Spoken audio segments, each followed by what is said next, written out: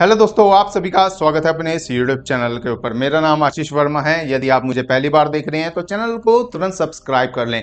कोई भी दुविधा, अटकल, परेशानी, शंका यदि आपके मन में है तो कमेंट सेक्शन में लिखकर जरूर पूछें। मैं उसका समाधान वहीं लिख दूंगा या फिर उसके ऊपर मैं वीडियो बनाकर आपको दे दूंगा। आज हम समझेंगे बहुत ही अनूठी जानकारी को, प्राकृतिक ढंग से कैसे आप उपचार कर सकते हैं गैस, पित्त और एसिडिटी का। जो अम्ल होता है, एसिड कभी कभी उबकाई आती है और गले में से ऐसे अम्ल यानी एसिड आपके मुंह में आ जाता है और आपका जी खराब हो जाता है। और ये निरंतर जारी रहता है, आप ठीक नहीं कर पाते, दवाइयाँ खाते हैं, बहुत सारी चीजें, और बहुत सारी चीजों में आप बीच में ही फंसे रहते हैं कि ये ठीक क्यों नहीं हो रहा। तो इसका कारण भी समझेंगे।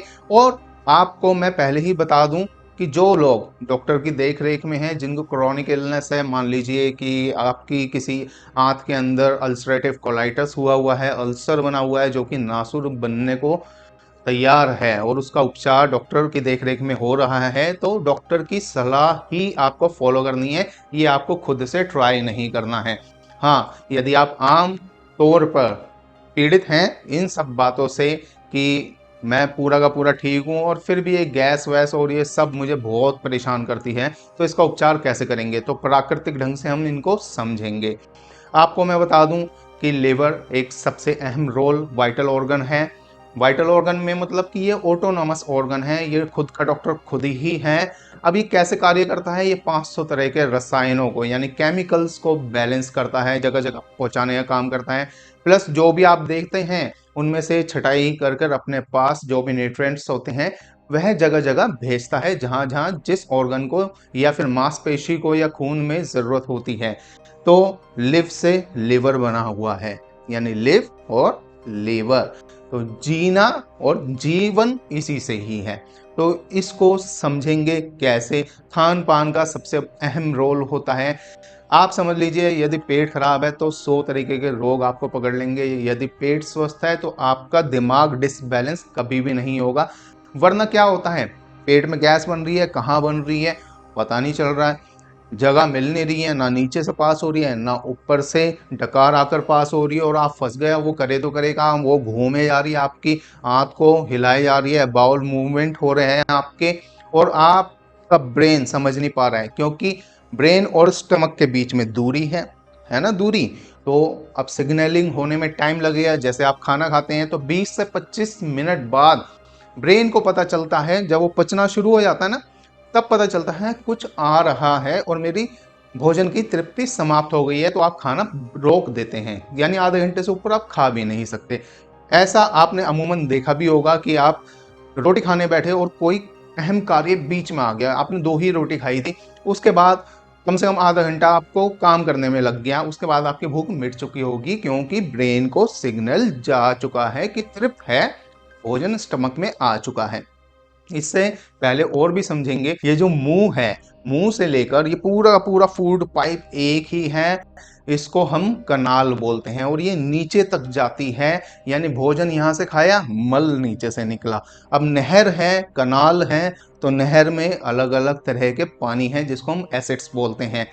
तो यही पचाने में सक्षम होते हैं, आपके भोजन का जो डाइजेस्टिव ऑर्डर है यही संभालते हैं। तो जिन लोगों को इनडाइजेशन हो चुका है तो उनको समझना पड़ेगा कि स्टमक लाइंस में हो सकता है आपके कटाव आ चुके हों, उसको रिपेयर की ज़रूरत है। तो क्या खाना सही रहेगा, हो सकता है जैसे मुंह में अल्सर बनते हैं ना, यानी छाले हो जाते हैं, ये हमारे पूरे आंत में बनते हैं, ये आपको समझना है। अब जैसे मैंने मिर्च खाई, मान लीजिए मेरे मुंह में छाला है, तो क्या होगा, वो इरिटेट करेगा और मतलब मुझसे बर्दाश्त नहीं होगा। अब अंदर भी छाले होते हैं, होते रहते हैं, ठीक होते रहते हैं, होते रहते हैं, ठीक हो जाते हैं। अब इसमें क्या है, मिर्च खाई आपने, मिर्च का बीज अल्सर पे जाके चिपक गया। अब क्या होगा, वो इरिटेट करेगा, और इरिटेट करेगा तो गैस एसिड, समझ लो, प्रॉब्लम क्रिएट होना शुरू हो जाएगी। तो इसके लिए समझेंगे हम इन चीज़ों को। आपको एक चीज़ और भी ध्यान रखनी है, जैसे मैंने लिव से लिवर बताया ना आपको, तो जो हमारे टीनेजर्स, यंग एजर्स जितने भी हैं, यंग जनरेशन में क्या है, आप देखेंगे वो जंक फूड खाते हैं। जंक का मतलब कबाड़ खाते हैं। कबाड़ क्यों बोला जा रहा है, खाने पर तो रोक टोक नहीं है। देखिए, मैदा कुछ किसी काम की नहीं है, बस लोग खाते हैं, ठीक है, नूडल्स के नाम पर और चाउमीन के नाम पर, मोमोज के नाम पर। आप मोमोज को ले लीजिए, मोमोज क्या है, ठीक है, भाप दिया हुआ है बस, और उसके अंदर फिर से वायु पैदा करने वाली चीजें हैं, यानी गैस बन पाएंगी क्या, जो उसके अंदर कॉलीफ्लावर है, यानी जो बंद गोभी है वो कट के डली हुई है, लहसुन फिर से वही चीज है, प्याज फिर से वही चीज है, और इससे भी बड़ा जहर शेजवान चटनी, जिसको आप बड़े मजे से खाते हैं, उसमें क्या है, लहसुन है, और आप देखें लाल मिर्च है, जो कि लिवर की ऐसी की तैसी करने ही वाली है। तो आप इन चीज़ों को अवॉइड करें, बर्गर मत खाएं। ये मेयोनीज आजकल बड़ी प्रचलन में है, ये रिफाइंड से ही तो तैयार हो रही है, रिफाइंड और अंडे का मिक्सचर है। आपको इन चीज़ों से बचना है, क्योंकि ये क्या करती हैं, जो हमारे खून की आर्टरीज हैं ये इनमें जाकर जमती हैं, जमा होती रहती हैं, और इनसे हाइपर टेंशन यानी कि बीपी, आपका ब्लड प्रेशर रेज होगा, हार्ट की समस्याएं भी पैदा हो सकती हैं, और लीवर के लिए भी घातक है, क्योंकि ये फैट वाली चीज़ें हैं। अब फैट चढ़ेगा तो लिवर फैटी होगा, फैटी होगा तो स्टेज 1 भी होगी, 2 भी होगी, मे बी बियॉन्ड भी हो जाए। तो आपको इन चीज़ों से बचना है। लीवर, अब लीवर के ऊपर फैट की परत जम गई है, रेत की धूल जम गई है, आप फैट को बंद कर दीजिए, ये जंक फूड बंद कर दीजिए, वो स्वतः ही नॉर्मल होना शुरू हो जाएगा, और गैस की समस्याएं आपकी ठीक होना शुरू हो जाएंगी। लीवर खुद का डॉक्टर स्वयं में होता है, आपको ये चीज स्मरण रखनी है। लिवर को कुछ भी देना बंद कर दो तो ये ऑटोमेटिकली अपने आप को रिजुविनेट कर लेता है, यानी पुनर्जीवित कर लेता है, और सही होना शुरू हो जाता है। तो आपने देखा भी होगा, डॉक्टर मान लीजिए कोई मरीज है, उसका सबसे पहले क्या करते हैं, वो कुछ नहीं करते हैं, दवाइयों में नींद ही होती है, आराम करने को ही बोलते हैं, भाई आराम ही करना है, क्योंकि नींद में ही रिपेयरिंग होगी, वरना आप सोचते रहेंगे, मौका तो देंगे नहीं, जागे बैठे रहेंगे तो ये तो काम करते रहेंगे बहुत तेजी के साथ। तो ये अपने आप को रिपेयर किस वक्त करते हैं, सोते वक्त, आराम के वक्त, और साथ में आपका जितना भी भोजन की जितनी भी प्रक्रिया है उसको बैलेंस कर देते हैं। वो बहुत सारी चीजों की मनाही हो जाती है, आपने देखा होगा ना, क्यों हो रही है, क्योंकि लिवर को चीजें मिलने बंद होंगी, तभी तो वह अपने जहरों को फेंकेगा, फैट को कम करेगा, है ना, जिस जहर को हम टॉक्सिन्स बोलते हैं उनको फ्लश आउट करेगा। अब यहाँ पर समझिए कि कैसे आप इससे सहायता ले सकते हैं। ईसबगोल पाउडर 100 ग्राम पंसारी की दुकान पर अवेलेबल होता है बहुत आसानी से। इसको इंग्लिश में हीलियम हस्क बोलते हैं। इसकी तासीर ऐसी है, तासीर से मतलब कि इसकी इफेक्ट जो पड़ेगा, अब देखिए, जब आपने ये लिया तो ये ना फूल जाता है पेट में, आंतों में फूल कर सब कुछ जो भी जमा हुआ है, रुका हुआ है, सब कुछ लपेट कर बाहर करेगा। दूसरा, मुलेठी, आमतौर पर सर्दी जुकाम खांसी हो जाती है, मुंह की दुर्गंध के लिए या फिर गले की खराश के लिए आप मुलेठी का उपयोग करते हैं। इसका भी 100 ग्राम पाउडर लेना है। बेलगिरी में क्या है, 100 ग्राम पाउडर लेना है। इसकी तासीर ठंडी होती है, तो ये आपको वैसे भी आराम पहुंचाएगी। तीनों को लाकर मिक्स करके 1 चम्मच सुबह, 1 चम्मच दोपहर, 1 चम्मच शाम को, अगले 15 से 20 दिन या मे भी आप महीने भर तक इसका उपयोग कर सकते हैं, और देखिए आप कैसे निजात पाएंगे एसिडिटी से और जो भी गैस्ट्रिक्स की समस्याएं हैं आपको उनसे। चलिए, ये तो हो गई बात। साथ में आपको क्या करना है, अगले 20-25 दिन, महीना भर कोकोनट वाटर डेली पीना है। कोकोनट नारियल होता है, अब नारियल एक तो छोटे वाला जो नारियल गिरी कहलाता है, एक आता है बड़े वाला, ठीक है, जिसमें पानी होता है, मलाई वाला नारियल भी बोलते हैं उसके अंदर। अब इसको आपने लेना है, ये प्रकृति का बनाया हुआ विशुद्ध जल है, यानी ये शुद्धता से भी परे है, इतना फिल्टर्ड है, और फिल्टर होने के बाद इतनी कैडी पैकिंग करके देती है प्रकृति आपको कि इससे बेहतरीन पानी दुनिया में अवेलेबल ही नहीं है। तो ये लेना है आपको, ये पेट की बहुत सारी समस्याओं से निजात दिलवाता है। पपाया, यदि आपको बहुत ही ज़्यादा प्रॉब्लम चल रही है और बहुत सारी दवाइयाँ भी आप खाते हैं और उसके बाद भी ये समस्या नहीं सॉल्व हो रही है, तो आपको क्या करना है, पपीता आधा किलो रोज 15 से 20 दिन रोज ही खाना है। तो ये सब चीज़ें फ्लश आउट कर देगा गला गला कर, और स्टमक लाइंस को रिपेयर करना शुरू कर देगा। फास्टिंग यानी व्रत रखना है आपको, उपवास पे जाना है, 2 दिन पर वीक, 2 ना हो सके 1 दिन तो अवश्य जाना है। 2 दिन यानी कि 3 दिन नॉर्मल खाना खाया, 1 दिन उपवास पे चले गए, फिर 3 दिन, फिर 1 दिन उपवास पर, ऐसे करना है। अब इसका बेनिफिट क्या होगा? इसका बेनिफिट होगा क्योंकि आप कुछ भी घी, तेल, मसाले कुछ भी नहीं खा रहे हैं, तो क्या होगा? लीवर को ये सब चीजें मिलनी बंद। अचानक से अनाज भी नहीं खा रहे हैं आप, फल खा रहे हैं, वो भी मौसमी फल खाने हैं। अब इससे लीवर को जब ज्यादा चीजें नहीं मिलेगी तो वो अपने ऊपर काम करेगा, लोड कम हो जाएगा ना। भाई ऐसे ही होता है ना, मान लीजिए आपके ऊपर मैंने इतना ज्यादा काम प्रेशर क्रिएट किया हुआ है कि आपको अपने आप को देखने का समय नहीं है कि मेरे बाल उड़ रहे हैं, ये हो रहा है, ऐसी शक्ल हो गई है। तब जब मैं आपको थोड़ा फ्री छोड़ दूंगा तो उस समय में आप अपना निजी कार्य करेंगे ना, तो ऐसे ही लीवर भी अपने ऊपर ध्यान देना शुरू कर देता है। अवॉइड अनियन गार्लिक, प्याज और लहसुन रोक देना है। बहुत सारे लोगों को प्याज के बिना हलक से नीचे रोटी नहीं उतरती, ठीक है। जो भी है आपको ये चीज कंट्रोल करने ही पड़ेगी यदि आप इसको ठीक करना चाहते हैं, नहीं तो परेशान होते रहेंगे। इंटरमिटेंट यानी रुक रुक कर वह आपको गैस एसिडिटी बनती रहेगी, आपको समझ में नहीं आएगा। क्योंकि प्याज पचना भी एक मुश्किल कार्य होता है। आपने देखा होगा ना, प्याज की कितनी सारी परतें होती हैं और झिल्ली जो कि ऑलमोस्ट नहीं पच पाती है ढंग से, ठीक है। गार्लिक, लहसुन, ये एसिडिटिक वैसे ही है, तो आप इसको भी अवॉइड कीजिए। टी में निकोटीन होता है, निकोटीन आराम पहुंचाता है माइंड को। आराम कैसे? कंसंट्रेशन रेज कर देता है।